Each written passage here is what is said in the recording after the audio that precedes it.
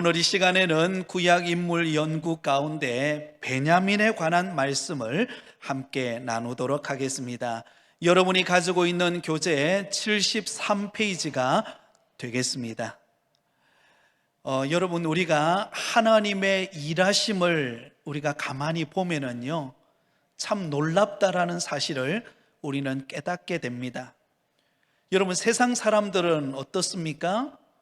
약한 사람보다도 강한 사람이 훨씬 뛰어나고, 또 많이 가지고 많이 알고 세상적으로 능력이 많은 사람이 크게 쓰임 받을 것이다, 이렇게 생각합니다. 그러나 여러분, 우리가 성경에 보면은요, 하나님께서는 세상 관점과 전혀 다르게 그 사람을 볼 때에 참 연약해 보이고 많이 가지고 있지 않는 것 같고 많이 배우지 않은 것 같은데, 놀랍게도 하나님의 선하신 계획 가운데 쓰임받고 또 인정받고 하나님으로부터 큰 은혜와 복을 받는 것을 보게 됩니다. 그 대표적인 인물이 누구인가? 바로 오늘 저와 여러분이 살펴보게 되어질 베냐민이라고 하는 사람입니다. 여러분, 이 베냐민은 우리가 인적 사항에도 나와 있지만, 여러분, 야곱에게는 12아들이 있었습니다.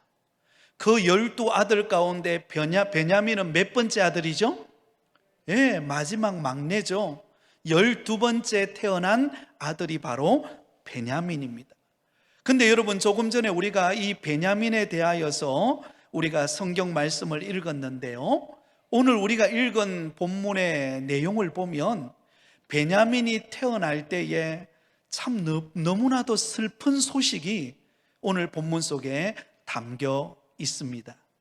그것은 여러분, 이 베냐민을 낳은 그의 어머니 라헬이 바로 이 막내 아들 베냐민을 낳다가 난산하여서 죽게 되어지는 장면이 오늘 본문에 기록되어 있습니다. 우리가 잘 알고 있는 것처럼 이 라헬은 누구보다도 야곱으로부터 사랑을 많이 받은 인물 아닙니까? 그래서 여러분, 야곱은 이 라헬과 결혼하고 축복된 가정을 이루기 위하여서 그는 열심히 무려 14년이라는 시간 동안 외삼촌 라반의 집에서 충성되이 일하는 일꾼의 역할을 감당하고 맞이한 아내가 누구예요? 라헬이었습니다. 그런데 여러분, 이 라헬은 안타깝게도 어때요? 자식을 그렇게도 갖고 싶었지만 빨리 가질 수가 없었습니다. 한참 후에 마지막으로 여러분 11번째와 12번째 낳은 아들이 바로 라헬의 자녀였습니다. 라헬은 두 자녀를 낳죠. 누구와 누구를 낳습니까? 요셉과 베냐민을 낳습니다. 그런데 안타깝게도 그렇게 사랑스러운 자식을 갖고 싶어 했던 이 베냐민의 어머니 라헬이 마지막 막내 아들 이 베냐민을 낳다가 난산을 해서 그가 죽게 됩니다. 너무나 슬프죠. 그래서 여러분, 죽기 전에 그가 낳은 마지막 그 아들, 그 이름을 슬픔의 아들이라는 뜻으로 이름을 뭐라고 짓습니까? 베노니라고 짓습니다. 한번 따라해 볼까요? 베노니. 이 베노니라고 하는 이름의 뜻은 슬픔의 아들이라는 뜻입니다. 여러분, 생각해 보세요. 자식을 낳았는데 그 자식의 이름을 슬픔의 아들이라고 짓는 부모가 누가 있습니까? 그러나 여러분, 그 라헬의 인생의 여정을 보여주고, 그리고 마지막 이 베냐민을 낳다가 그가 죽게 되어지는 자신의 삶의 모습을 보면서 나는 슬픔의 여인이다, 이런 의미가 그 자녀 속에 담겨 있죠. 그런데 여러분, 야곱이 그의 이름을 바꿉니다. 베노니가 아니라 베냐민이라는 이름으로 바꾸어집니다. 이 베냐민이라고 하는 이름의 뜻은요, 한번 따라해 보겠습니다. 믿을 만한 아들, 오른손의 아들, 이런 뜻을 가지고 있습니다. 베냐민이라고 하는 이름의 뜻은요, 두 가지 뜻이 있는데요, 하나는 믿을 만한 아들이다라는 뜻입니다. 그리고 또 하나는 오른손의 아들이다라는 뜻입니다. 여러분, 성경에 보면 이 오른손이라는 표현을 쓸 때에 이 오른손은요, 하나님의 권능을 의미하고 있습니다. 그러니까 여러분, 이 베냐민은 야곱의 12아들 중에서 막내로, 그것도 약한 모습으로 태어난 그런 베냐민이었지만 그는 믿음직스러운 아들이 되었고, 또 그리고 하나님의 오른손에 붙들림 바 되어진 권능의 사람으로 하나님 앞에 쓰임받는 그런 인물이 되었다라는 것을 알 수가 있습니다. 사랑하는 성도 여러분, 오늘 이 시간 예배드리는 저와 여러분이 우리 하나님이 보실 때에 믿음직스러운 신실한 믿음의 사람 되기를 바랍니다. 또한 하나님의 오른손에 붙들림 바 되어서 하나님 앞에 쓰임받는 믿음의 일꾼들이 되시기를 예수님의 이름으로 축원드립니다. 여러분, 우리가 하나님을 섬기고 신앙생활 할 때요, 하나님의 손에 붙들려서 쓰임받는 인생은 축복된 인생입니다. 여러분, 아무리 세상적으로 그 사람이 머리가 좋고 많은 학식을 가지고 있고 뛰어난 권력을 가지고 있다고 한들요, 하나님이 그 사람을 쓰지 않으면 그 사람은 불쌍한 인생입니다. 그러나 여러분, 가진 것이 좀 부족하고 남들보다 많이 못 배우고 또 뭔가 참 가정적으로나 형편적으로나 남들에게 이렇게 참 많이 이렇게 내세울 게 없지만, 그러나 늘 기도하고 하나님을 의지하고 하나님의 도우심을 구하는 그런 믿음의 사람이 되어서 하나님의 권능의 손에, 오른손에 붙들려서 쓰임받는 그 인생은 축복된 인생인 줄 믿으시기 바랍니다. 여러분, 바로 그런 거예요. 우리 부곡교회도 제가 와서 가만히 보니까 그런 것 같아요.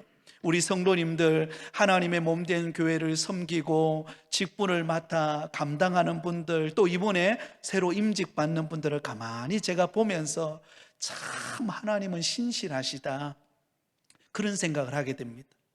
정말 우리 자신의 모습을 볼 때는 부족한 것 많고 세상 사람들보다 많이 가진 것도 아닌데, 그런 하나님이 하나님을 의지하고 믿음으로 살아가는 우리를 하나님이 붙들어서 하나님이 쓰시고 직분을 맡기시고 몸된 교회를 섬기게 하시고, 이렇게 하나님의 은혜를 받고 주님 앞에서 살아갈 수 있는 것, 여러분, 이것은 하나님의 은혜로밖에 설명할 길이 없는 것입니다. 사랑하는 여러분, 저와 여러분이 오늘도 믿음으로 살아가는 것은 하나님의 은혜인 줄 믿습니다. 여러분, 그렇습니다. 막내 아들, 여러분, 야곱의 12명의 아들 중에 창창한 아들들이 얼마나 많았습니까? 그 중에서도 막내 아들 이 베냐민, 그런데 여러분, 놀랍게도 오늘 우리가 살펴보겠지만 이 베냐민이 이스라엘 역사 가운데 다른 어느 지파와에게 뒤지지 않을 만큼 큰 업적을 남기고 하나님 앞에 쓰임받는 인물이고 그의 후손들이 되었다라는 사실을 우리가 발견할 수가 있습니다. 자, 우리 한 군데를 찾아보겠습니다. 창세기 49장 27절입니다. 창세기 49장 27절. 자, 여러분, 야곱이 마지막으로 12아들을 축복하면서 예언하는 말씀이 기록되어 있죠, 그죠? 그 가운데 창세기 49장 27절에 베냐민에 대한 예언의 말씀이 나옵니다. 자, 어떤 말씀이 나오는가를 우리 한번 보겠습니다. 창세기 49장 27절, 우리 한 목소리로 우리 말씀을 생각하면서 같이 읽겠습니다. 시작. 베냐민은 물어뜯는 일이라 아침에는 빼앗은 것을 먹고 저녁에는 움킨 것을 나누리로다. 자, 여러분, 이 베냐민을 무엇에 비유하고 있습니까? 물어뜯는 이리에 비유하고 있습니다. 물어뜯는 이리라는 것은요, 굉장히 용맹하고 호전적인 동물이 이리입니다. 그래서 이리는 여러분, 한번 물었다 그러면 놓지를 않는 거예요. 그만큼 용맹하고 기질적으로 호전적인 기질을 가지고 있는 동물이 이리인데요, 바로 이 베냐민과 그의 후손들이 어떤 성격을 가진 그런 후손들이 되는가? 바로 물어뜯는 이리만큼 용감하고 전쟁에 나가서 전쟁하면 지지 않는 그런 호전적인 성격을 가진 지파가 바로 이 베냐민 지파가 되는 것을 알 수가 있습니다. 그래서 사사시대 때도 전쟁에 참여하여서요, 이 베냐민 지파가 가는 곳에는요 언제든지 승리하는 그런 결과를 가져왔던 것을 알 수가 있습니다. 비록 너무나도 초라한 막내 아들로 태어났지만, 그러나 하나님은 그 초라한 베냐민과 그의 후손들을 가장 호전적이고 용맹한 지파로 하나님이 들어 쓰시고 있다라는 사실입니다. 자, 여러분, 생애 주요 사건을 보면은요, 이 베냐민 지파는요, 베냐민과 그의 후손들은 하나님으로부터 특별한 사랑을 받게 되어지는 것을 알 수가 있습니다. 우리 한 군데 더 찾아보겠습니다. 여러분, 모세가 이스라엘 12지파를 축복하는 말씀이 나오는데요, 신명기 33장 12절입니다. 신명기 33장 12절.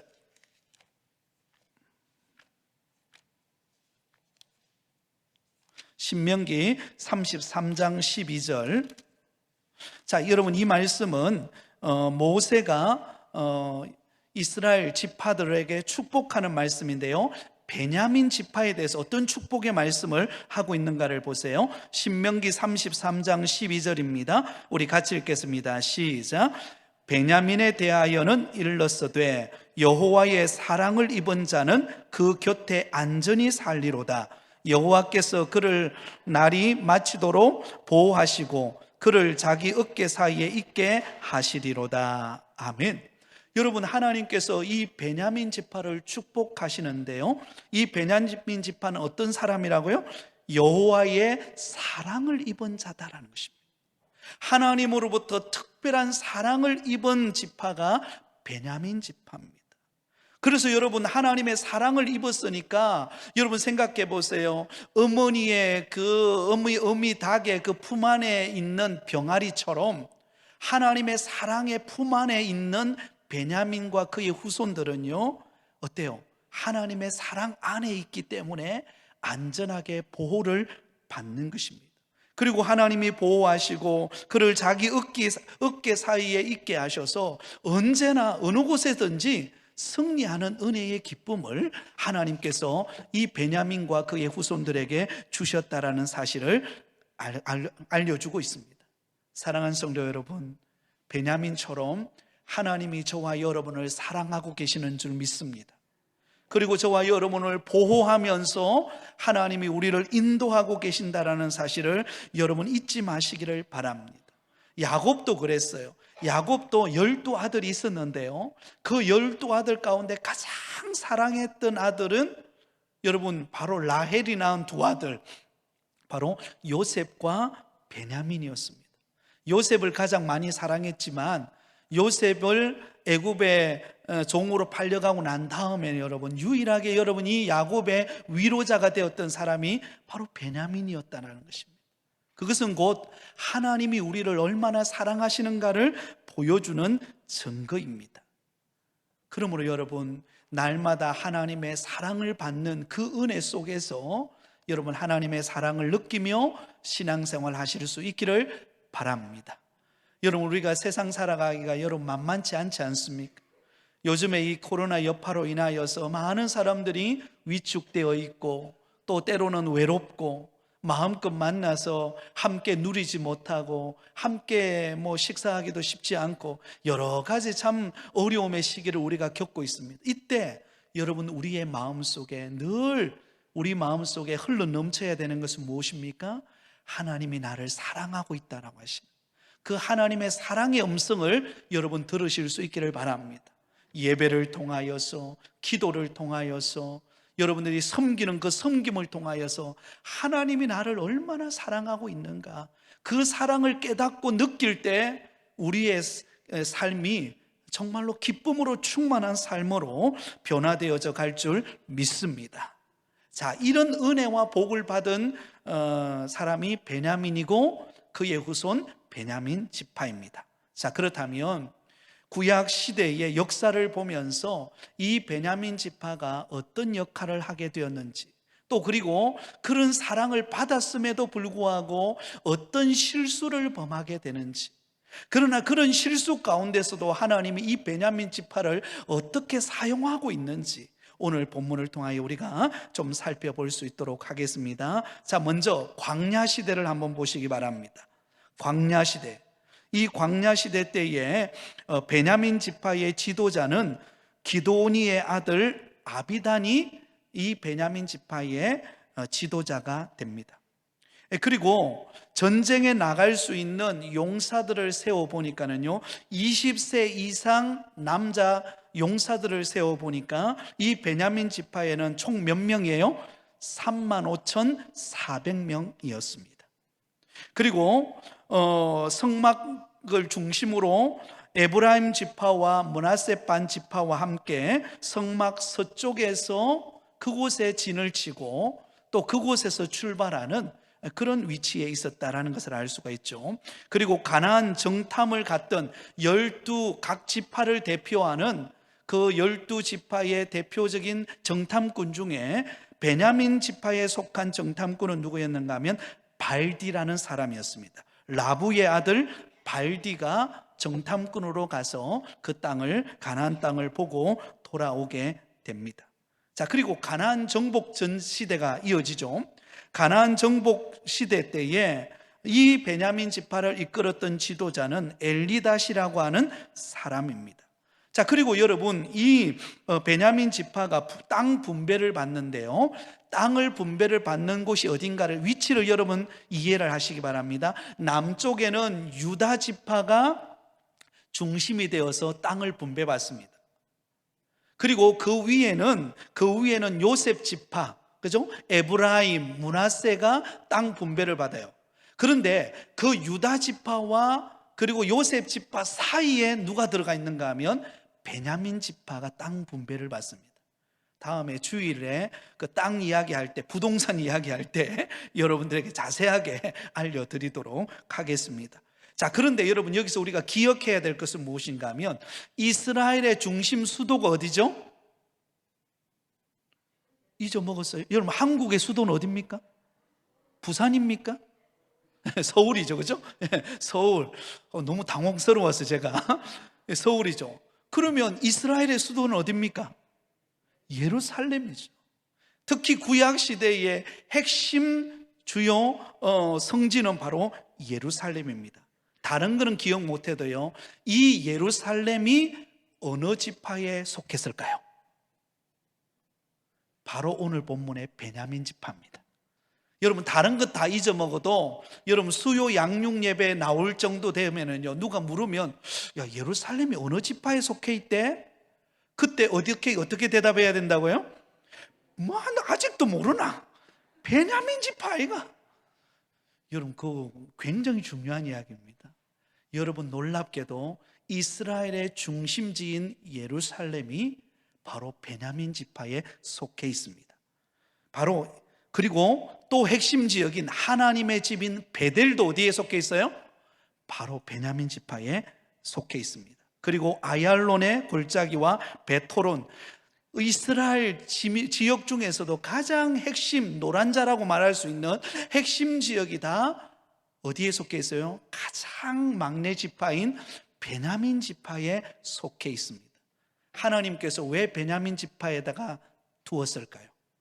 바로 하나님으로부터 특별한 사랑을 입은 지파로서 그 베냐민 지파를 통해서 가장 약한 지파이지만 그 가장 약한 지파에 하나님이 가장 중요한 거점 도시를 두게 하셔서 하나님은 약한 자를 통하여 큰 일을 행하게 하시는 하나님의 능력을 이 속에 담아두었다는 것입니다.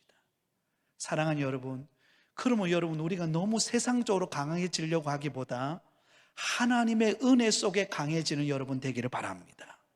우리는 약하고 부족하고, 여러분 세월이 흐르면 우리의 주름살도 늘어나고요, 우리가 참 힘도 예전만 같지 않고 점점 우리의 육신은 쇠약해져 갑니다. 그러나 우리의 영혼은 날마다 새로워지는, 날마다 영육이 강건해지는 그런 은혜를 입기를 바랍니다.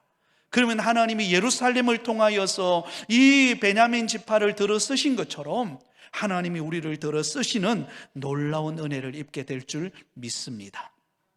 자, 제가 서두에 이런 이야기를 했습니다. 이 베냐민 지파는 어디에 비유되었다고요? 물어뜯는 이리에 비유했어요. 오늘 잘 아시네요. 물어뜯는 이리에 비유했습니다. 호전적이고 용맹한 그런 기질을 가진 지파가 베냐민 지파예요. 자, 그 베냐민 지파의 이 호전적이고 용맹한 그런 기질을 가장 많이 발휘했던 시대가 언제인가 하면 사사시대 때입니다. 자, 그 밑에 나오죠. 사사시대 때. 사사시대 때에 무슨 일이 벌어집니까? 사사시대 가운데 드보라라고 하는 사사가 활동하고 있던 바로 그 시대 때에, 여러분 하솔에서 통치하던 가나안 왕 야빈의 군대 장관이었던 시스라가 여러분 철병거 900대를 이끌고 이스라엘 민족을 점령합니다. 점령하여서 무려 20년 동안 이스라엘 민족을 괴롭힙니다. 여러분 20년 동안 철병거 장갑차 부대가 다 포진해가지고 이스라엘 백성들을 꼼짝도 하지 못하도록 괴롭히고 노역을 시키고, 또 열심히 노력해가지고 여러분 한 해 농사 지어놓으면 다 빼앗아가 버리는 그런 수모와 고통을 겪고 있었습니다. 그 아픔 가운데 이스라엘 백성들이 하나님께 부르짖습니다. 하나님, 우리 좀 살려달라고.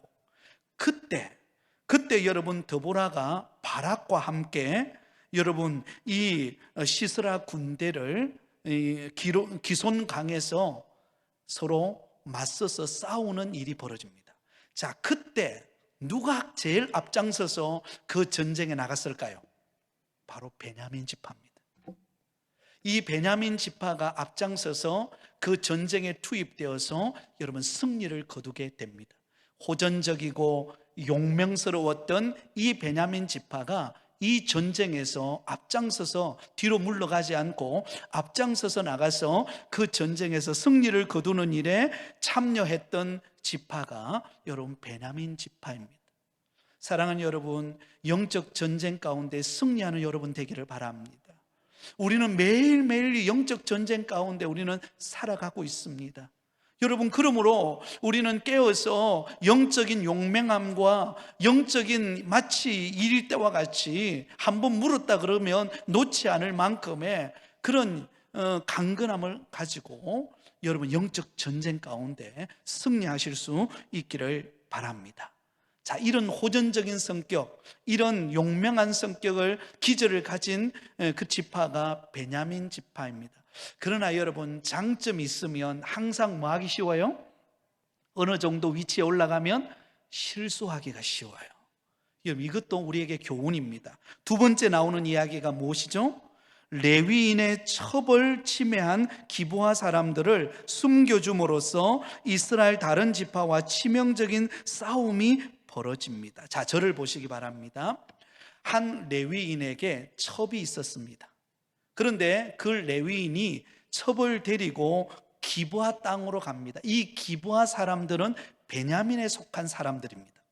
그곳에 갔더니 여러분, 그날 밤에 이 기브아에 살고 있던 불량배들이 이 레위인과 첩을 보고는 달려와 가지고 레위인을 괴롭히고, 그리고 이 첩을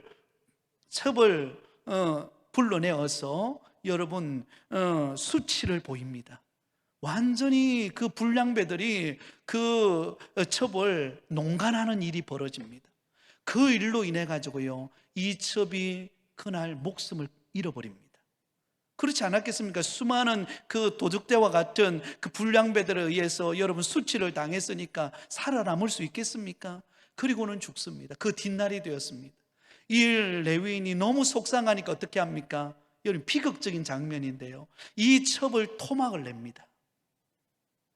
토막을 내가지고는 여러분 이 베냐민 지파 외에 다른 지파에다가 그것을 다 보냅니다. 끔찍하죠, 그죠? 그래서 이 첩에 그 토막난 그 몸을 보았던 여러분 다른 지파들이 일어납니다. 그리고는 여러분 연합을 형성해 가지고는 이 베냐민 지파 기브아 사람들에게 여러분 칼과 창을 들고 달려듭니다. 그때 여러분 이 베냐민 지파가 어떻게 행동해야 맞습니까?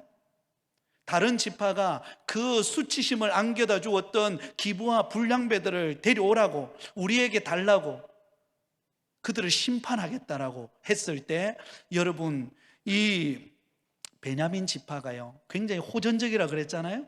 그리고 용맹하다 그랬잖아요.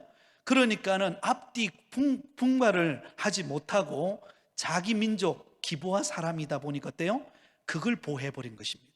잘못을 잘못이라고 인정하지 않고 잘못을 감추어 버리는 일에 그들이 앞장서게 됩니다. 숨겨주게 됩니다. 그리고는 여러분 다른 지파들과 이 베냐민 지파가 전쟁을 벌입니다.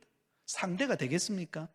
베냐민 지파 입장에서는 워낙 호전적이다 보니까, 그죠? 물어뜯는 일이다 보니까요 전쟁하는 일에 막 달려들었지만요, 앞뒤 가리지 않고 달려들었지만요, 결국 그 결과는 어떻게 되었는가? 여러분 다른 지파의 협공에 의해서요 이 베냐민 지파가 600명만 목숨만 남겨두고 다 죽습니다. 전멸당합니다.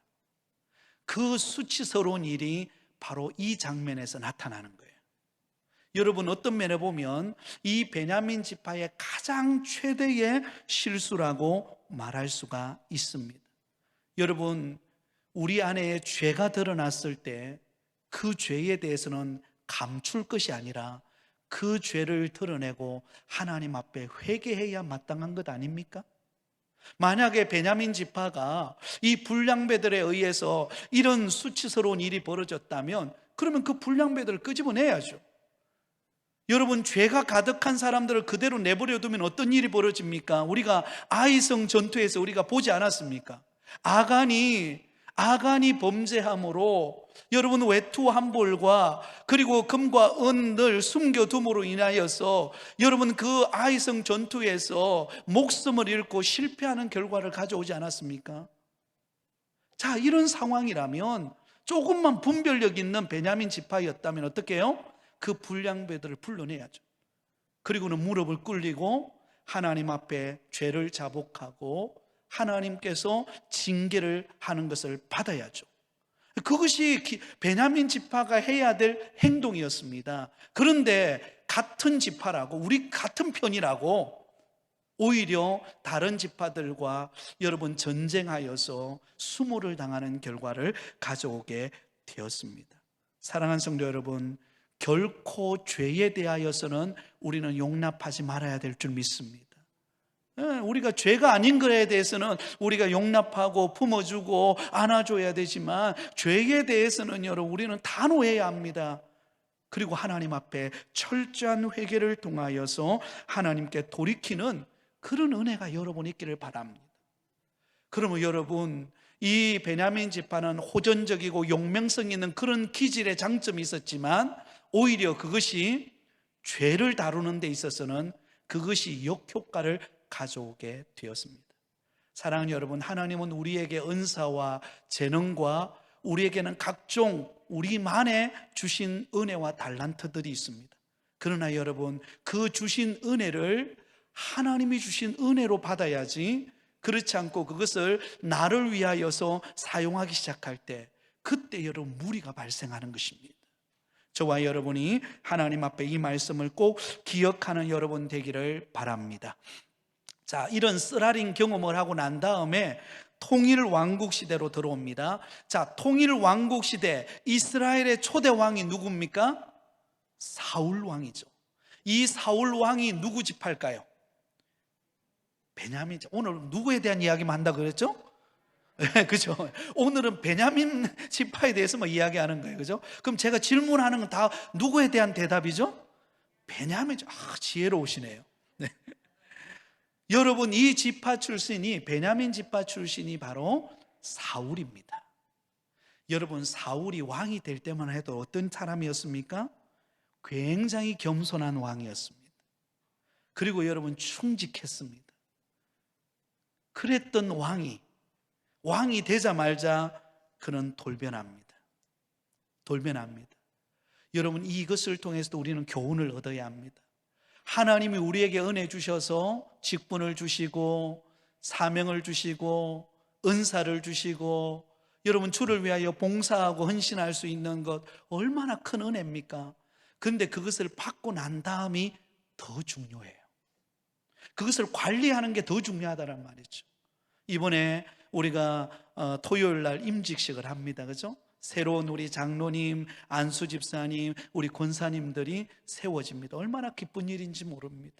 새로 임직받는 우리 귀한 우리 믿음의 일꾼들, 받은 은혜를 가지고 일평생 동안 하나님의 영광을 위하여 충성된 삶을 사시기를 바랍니다. 끝까지 믿음으로 충성할 때 하나님이 더 큰 은혜 주실 줄 믿습니다. 근데 사울은 그러지를 못했다는 거죠. 그로 인하여서 어때요? 그는 왕위를 빼앗기게 됩니다. 왕위를 빼앗기는데요, 여러분, 이 사울 왕에 이어서 하나님은 다윗을 들어서 왕으로 세우려고 할 때, 이때 또 베냐민 지파가 실수합니다. 자, 거기 2번에 나오죠. 다윗을 왕으로 삼는 일에 이 베냐민 지파가 어떻게 했어요? 반대했다라는 것입니다. 왜 반대했을까요? 베냐민 지파는 누구 편이었어요? 사울 왕 편이었을까요? 다윗 왕 편이었을까요? 네, 사울 왕 편이었어요. 여러분, 지금 이 베냐민 지파가 지금 어디서 자꾸 실수하는 걸 여러분 이해하시겠습니까? 아까 레위인의 첩에 대한 문제를 다룰 때도요, 이 기브아 사람이 누구 지파에 속해 있기 때문에? 베냐민 지파, 오늘 답은 베냐민이라고 그랬잖아요. 그죠? 베냐민 지파에 속해 있다 보니까 우리 편이니까 죄를 인정하지 않고 그냥 받아들여 버린 거예요. 지금도 마찬가지입니다. 하나님은 교만한 사울 왕을 패하시고 이 다윗 유다 지파에 속한 다윗을 들어서 이스라엘 민족을 이끌어 가려고 하나님은 계획하고 있는데 그것을 막아서는 지파가 누구예요? 베냐민 지파. 왜요? 사울 왕이 누구 지파니까요? 베냐민 지파니까. 여러분, 우리가 신앙생활할 때에 인간적인 생각, 인간적인 어떤 관계, 그 틀에 가두어져 있다 보면은요, 하나님의 놀랍고 하나님의 심오한 그 뜻을 이해하지 못할 때가 얼마나 많은지 모릅니다. 그러면 여러분, 하나님 앞에서는요, 항상 자신을 돌아보면서 하나님의 뜻이 무엇인가를 헤아리는 저와 여러분이 되실 수 있기를 바랍니다. 3분에도 나오죠. 사울의 아들 이스보셋의 편인 아브넬의 군대는 이 지파 사람으로 구성되어 있다. 여러분, 사울의 아들 이스보셋을 왕으로 세우려고 여러분 힘을 모으는 그 군대의 대부분이 누가 포진되어 있었다고요? 베냐민 지파 사람들이. 그리고 그 밑에 보세요. 게라의 아들 시므이, 이 게라의 아들 시므이도 베냐민 지파입니다. 그가 압살롬으로부터 도망을 치는 다윗에게 돌을 던집니다. 돌을 던지면서 다윗을 모독했던 사람이 시므인데 그가 어느 지파에 속해 있다고요? 베냐민 지파에. 그리고 세바가 다윗에게 반역을 일으킵니다. 이 세바도 베냐민 지파입니다. 여러분, 하나님의 선하신 뜻과 계획을 가지고 인도에 가실 때에 저와 여러분이 영적인 분별력을 가지고 인간적인 생각, 인간적인 어떤 그 관계, 그 틀 안에만 묶여서 우리가 믿음 생활을 하다 보면은요, 하나님의 뜻을 잊어먹을 때가 많아요. 그러므로 우리는 늘 자신을 되돌아보면서 하나님 앞에 순전한 마음으로 하나님의 뜻이 무엇인가를 묻고 믿음으로 달려가는 저와 여러분이 되실 수 있기를 바랍니다. 네, 이게 중요합니다. 오늘 말씀은 이런 교훈을 이 말씀 속에 우리에게 담아두고 있습니다. 자, 분열 왕국 시대를 지나고 그 다음에 또 중요한 시대가 나오죠. 뒤로 넘겨보시기 바랍니다. 바벨론 포로기 때, 이때 하나님이 또 들어쓰신 인물이 있어요. 바사 제국의 총리 대신이었던 모르드게와 아수에로의 왕후였던 에스더가 어느 지파에 속했을까요? 베냐민 지파에. 베냐민 지파. 자, 그런 면에 보면 저를 보세요. 이제 결론입니다. 그런 면에 보면은요, 하나님은 하나님의 일을 하시기 위하여서 그때 중요할 때마다 하나님이 대표적인 인물로 쓰셨던 많은 믿음의 사람들이 어느 지파에 속해 있었던 사람들이라고요? 베냐민 지파예요. 가장 작았지만, 가장 막내였지만 그의 어머니가 죽으면서 슬픔의 아들이라는 이름을 지으면서 운명했던 그 아들 베냐민의 후손을 통하여, 가장 작고 미미한 그들을 통하여 하나님은 가장 위대한 일을 하나님이 행하시는데 사용하셨다라는 것입니다. 사랑하는 여러분, 저와 여러분이 그렇게 쓰임받기를 원합니다. 우리는 여러분 참 부족한 게 많고 참 남들보다 연약함이 많지만, 그러나 이 베냐민 지파처럼 하나님 나를 사용해 주시고, 그래서 하나님의 영광을 드러내는 일에 귀하게 쓰임받는, 하나님께로부터 사랑받는 그런 믿음의 사람 되게 해달라고 우리가 기도하고 나갈 때 하나님이 우리를 들어 쓰실 줄 믿습니다. 여러분 남들보다 좀 덜 가졌다고 여러분 위축되지 마시길 바랍니다. 여러분 남들보다 내가 좀 나이가 많이 들었다고 아이고 이제 내가 뭘 하겠나, 아니에요. 하나님은 하나님의 크신 일을 하십니다. 이제 다음 주 주일 본문의 말씀이 이 여호수아서의 말씀이잖아요. 그때 갈렙을 하나님이 쓰시는데요, 그 갈렙의 나이가 85세 때였어요.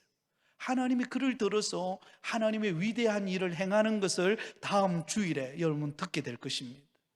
여러분 우리는 부족하지만 하나님이 우리를 붙드시면, 하나님의 오른손에 붙들림 받으면 위대한 일에 여러분 모르드게처럼 에스더처럼 하나님 앞에 쓰임받는 인물이 될 줄 믿습니다. 그런 은혜를 받고 그렇게 쓰임받는 저와 여러분이 되어서 하나님의 영광을 위하여 살아가는 축복된 걸음 되시기를 예수님의 이름으로 축원드립니다.